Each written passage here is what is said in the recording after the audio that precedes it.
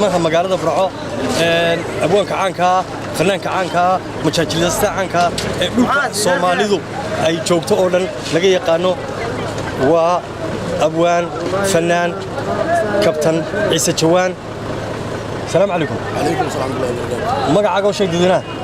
مقعد هو كابتن عيسى عبد اسماعيل. ما عادكم مقعد ديرتاي. كابتن عيسى جوال. كابتن عيسى waxaan ku weydiinay baryahan TV-yada iyo warbaahinta waxa laga daawanayay gobolka Gabiley maamulkiisa iyo shacabkiisa oo iska wax u qabso wax ku dhisanaya. Aragti ahaan aduu Captain Ciise Jawaan saad aragtaa. Ummadda gaarey baan u qabtaa shacabka iyo xukuumadda iyo qolada deegaanka iyo isku duuban dadweynuhu ay wax qabsadeen waxaan u arkaa xusuusi waayo dowladii hore ee siyaasada barnaamijka inta badan waxay ku dhistay iska wax qabso haddaan muruqa iyo maalka iyo maskaxda la isla kaashano waxba ma qabsooma adduunyada aad u wanaagsan weeye waan ku hambalyeynay waana ku buurinay Soomaaliland dadweynihiisa iyo goboladiisa inay ku wada daydaan oo sidaas la mid ah wax wada qabsadaan